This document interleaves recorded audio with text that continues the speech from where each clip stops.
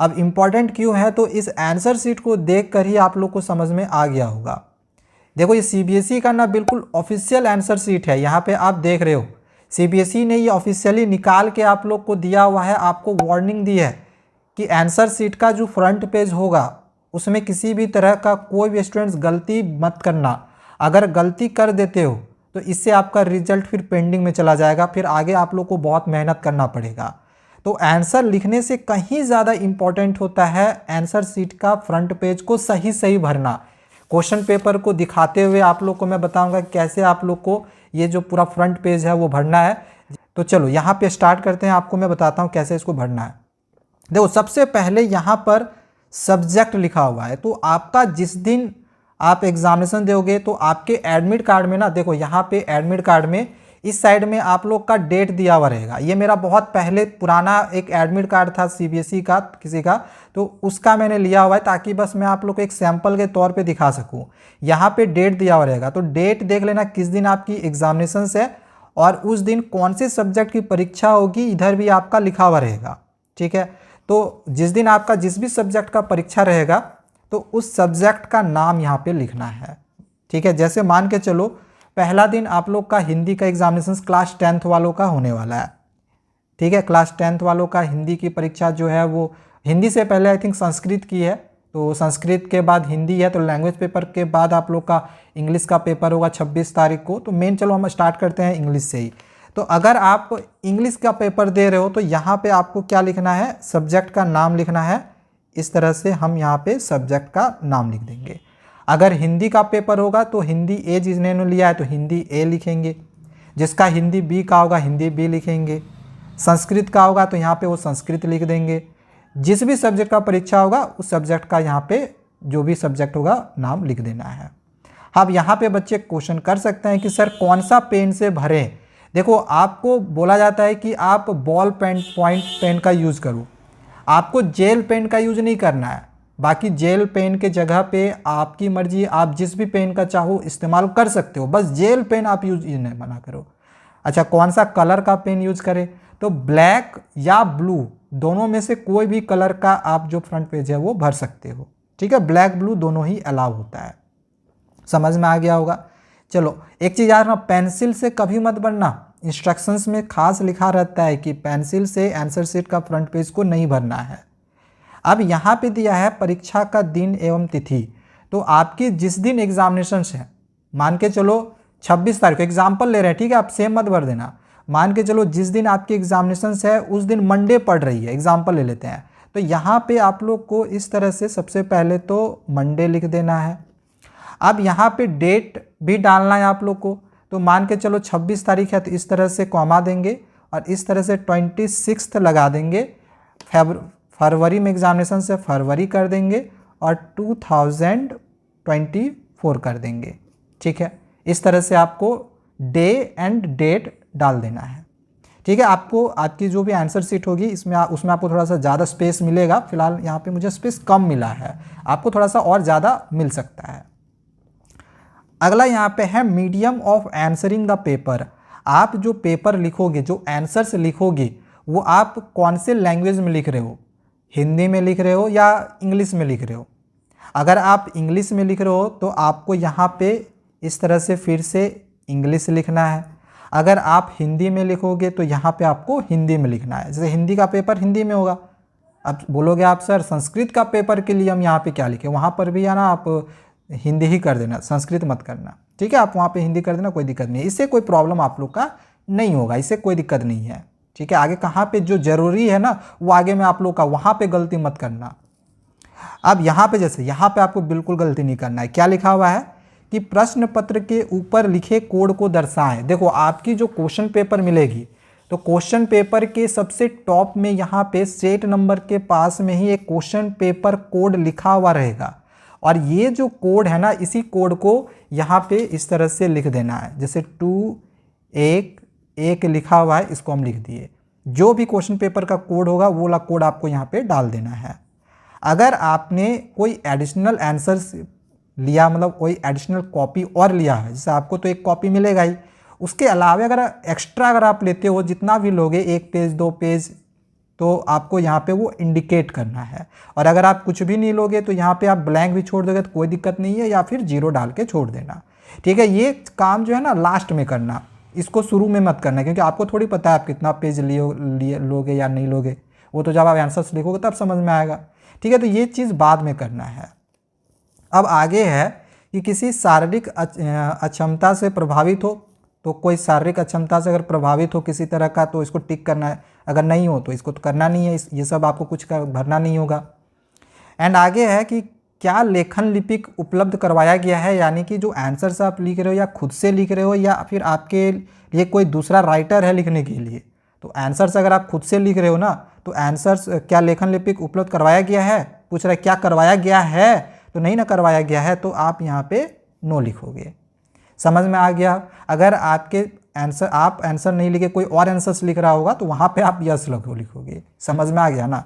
ठीक है, लेकिन आंसर तो आप ही को लिखना है ना। चलो, वो तो हैंडीकैप्ड वालों के लिए ना, कि जो लिख नहीं पाएंगे तो उनके लिए कोई राइटर होता है तो वो यस करेंगे, आपको यहाँ पे नो ही करना है। इधर वाला कॉलम आपको समझ में आ गया होगा। चलिए इधर वाले कॉलम में अब हम आते हैं, इधर वाला आपको समझाते हैं। देखो यहाँ पे आपको अपना नाम लिखना है। देखो नाम कैसे लिखेंगे, सबसे पहले हम अपना नाम लिख देते हैं। जैसे अगर मेरा नाम है रोशन, तो ये वाला स्मॉल कभी मत लिखना। देखो इधर आप स्मॉल लिख सकते हो, कोई दिक्कत नहीं है, यहाँ पे आप स्मॉल लिखोगे कोई प्रॉब्लम नहीं है, यहाँ पे स्मॉल नहीं होना चाहिए, गलती हो जाएगा फिर। ठीक है, फिर आपका आंसर शीट पेंडिंग में चला जाएगा, आपका जो रिजल्ट है। यहाँ आपको सारा कैपिटल लिखना है, तो यहाँ पे हम इस तरह से कैपिटल लेटर लिख लिए, RAUSHAN। देखो ये फर्स्ट नेम हो गया। अब इसके बाद जब कुमार लिखना होगा या फिर कोई भी आपका टाइटल होगा तो उसके लिए एक स्पेस हम छोड़ेंगे और यहाँ पर हम इस तरह से KUMAR कुमार डाल दिए। समझ में आ गया। अब यहाँ पे इसको डार्क करना है, जैसे ये आर खोजेंगे, आर कहाँ है, इस जगह पे है। अब इसको डार्क ना बड़ा सावधानी से करना, क्योंकि बच्चे यहीं पे गलती करते हैं। कभी क्या करते हैं कि इसको बाहर कर देते हैं, कभी इधर कर देते हैं। तो ये डार्क भी आपको पेन से ही करना है, क्योंकि जब आप आंसर शीट को भर लोगे ना तो इसकी स्कैनिंग होती है। अगर आप इसको डार्क ज़्यादा नहीं करोगे, हल्का करोगे ना, तो स्कैनिंग नहीं लेगा।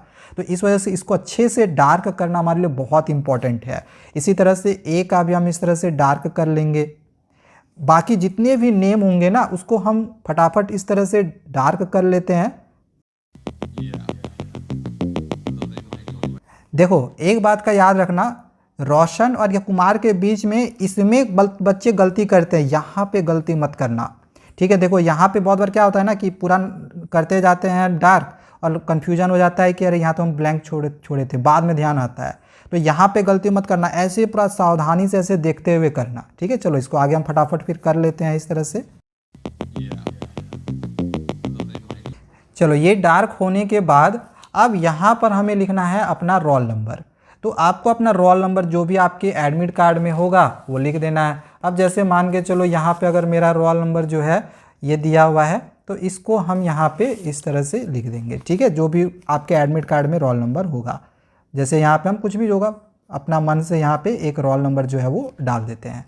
अब आ जाते हैं सब्जेक्ट कोड। तो यहाँ पे जैसे अभी हमने बताया ना कि सब्जेक्ट कोड रहेगा, तो सब्जेक्ट के बगल में सब्जेक्ट कोड रहता है। तो अगर मान के चलो आपका इंग्लिश है तो इंग्लिश का मान के चलो यहाँ पे सब्जेक्ट कोड दिया हुआ है 101। तो यहाँ पे जो भी आपके एडमिट कार्ड में जो सब्जेक्ट कोड होगा वही वाला यहाँ पे डाल देना है। देख लेना है, एडमिट कार्ड देखकर ही इसको फिल करना। ठीक है, ऐसा नहीं कि मैंने यहाँ पे 101 भर दिया तो आप भी भरोगे, जो भी आपका सब्जेक्ट कोड होगा वही डालना है। अब आते हैं सेंटर नंबर। तो भाई देखो जो भी आपको आपकी एग्जामिनेशंस में जो भी आपको सेंटर मिलेगा ना, तो सेंटर देखो यहाँ पे आपका सेंटर दिया हुआ रहेगा। ठीक है, जिस भी सेंटर में आपको मिलेगा, और साथ ही साथ ऊपर में यहाँ पे आपका सेंटर नंबर भी कहीं ना कहीं लिखा हुआ जरूर होगा। देखो सेंटर नंबर लिखा हुआ है 5102। तो एडमिट कार्ड से देख के आपको यहाँ पे जो सेंटर नंबर है इस तरह से फिल कर देना है। ठीक है, और यहाँ पर भी जो भी हमने यहाँ पे लिखा जो रोल नंबर, इसको भी यहाँ पे डार्क करना है इस तरह से। यहाँ पर भी आपको डार्क करना पड़ेगा। चलिए यहाँ पर भी मैं आप फटाफट इस तरह से डार्क कर लेता हूँ। तो ये वाला रोल नंबर तो हमने डार्क कर लिया है। चलिए अब आगे हम सब्जेक्ट कोड को भी यहाँ पे फटाफट डार्क कर लेते हैं। एंड इसी प्रकार से हम सेंटर नंबर को भी यहाँ पे डार्क कर लेंगे।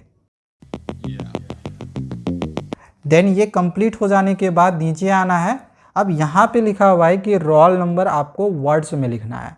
अब यहाँ पे ये जो रोल नंबर है ये आपको वर्ड्स में लिखना है। हो सकता है बच्चे यहाँ पे सोच रहे होंगे सर हम रोल नंबर अगर वर्ड्स में नहीं लिख पाए तो भाई देखो ये आपके एडमिट कार्ड में भी ना लिखा हुआ रहेगा। देखो यहाँ पे 51,37,016 ओनली ऐसे लिखा हुआ है ना, तो वही वाला आपको यहाँ पे फिल करना है जो भी आपका रोल नंबर होगा। ठीक है, जैसे यहाँ पे जो भी आपका होगा वो वर्ड्स में लिखना है। जैसे 51,00,000 जो भी होगा वही लिखेंगे। 51,73,000 लिखेंगे इस तरह से। 73,000 जो भी होगा आप इसको पूरा कर लेना। ठीक है, रोल नंबर को वर्ड्स में लिखना है। देखो मुझे यहाँ पे स्पेस कम मिला है, आपको स्पेस यहाँ पे ज़्यादा मिलेगा। ठीक है, इसके लिए चिंता करने की ज़रूरत नहीं है। और बाय द वे अगर स्पेस कम मिलता भी है तो मैंने तो यहाँ बड़ा बड़ा लिखा क्योंकि मुझे बस आपको समझाना था। अब आपको जब कम स्पेस मिलेगा तो इसको बहुत छोटा करके लिखना होगा। देख लेना स्पेस ज़्यादा मिल रहा है या कम। ज़्यादा स्पेस मिलेगा तो बड़ा बड़ा लिखना और अगर कम स्पेस मिलेगा तो छोटा छोटा लिखना। ठीक है, अब आगे यहाँ पे है फादर्स नेम। तो फादर का नाम जो भी होगा यहाँ पे आपको डाल देना है। जैसे जो भी होगा, जैसे मान के चलो मेरे फादर का अगर नाम है, ऐसे है नहीं मत सोचना मेरे फादर का ये नेम है, हम इसको यहाँ पे इस तरह से डाल दिए सुरेश दास। ठीक है, अब यहाँ पे है परीक्षार्थी के हस्ताक्षर, सिग्नेचर ऑफ कैंडिडेट। आपको अपने यहाँ पे साइन करना है, तो साइन जैसे तैसे मत कर देना। यहाँ पे आपको अपना नाम ही लिखना है। बहुत सारे बच्चे क्या करते हैं ना, स्टाइल मारने के लिए ऐसे ऐसे कर देते हैं। ऐसे घिसना नहीं है, ये गलत हो जाएगा, फिर आप टीचर से डांट भी सुनोगे। ऐसा आपको करना ही नहीं है। इस तरह से आपको पूरा नाम लिखना है अच्छे से, साफ सुथरा। ठीक है, मुझे समझाना था इस वजह से मैं यहाँ पे जल्दी कर रहा हूँ, बाकी आपको अच्छे से करना है। बाकी यहाँ पे आपके जो टीचर होंगे वो साइन करेंगे, इस सब में उनका काम है। आपका काम बस इतना ही है, इससे ज़्यादा आपको और कुछ भी नहीं करना है। तो ओवरऑल आपको आइडिया मिल गया होगा कैसे हमें आंसर शीट का फ्रंट पेज भरना है। भाई देखो सीबीएसई आपको निर्देश देती है कि इसको साफ़ सुथरा भरना, गलती मत करना। गलती करोगे आपका रिजल्ट पेंडिंग में चला जाएगा, बाद में आपको दिक्कत होगा। तो यहाँ पे आई थिंक आपको अब समझ में आ गया होगा। और एंड डार्क भी अच्छे से कर लेना, जैसे कि मैंने बोल ही दिया। डार्क अच्छे से नहीं करोगे इसमें भी आपको आगे चल के दिक्कत करेगा। तो चलो आज के लिए इतना ही। इस वीडियो को अपने फ्रेंड्स में ज़रूर शेयर करना ताकि आपके साथ साथ आपके जो फ्रेंड्स हों वो भी आंसर शीट को भरना सीख जाएंगे और सीखने के बाद उनका एग्जामिनेशन हॉल में किसी भी तरह कोई मिस्टेक नहीं होगा। और एंड जल्दी से वो इसको भर के अपने आंसर्स को भी फटाफट लिख सकते हैं।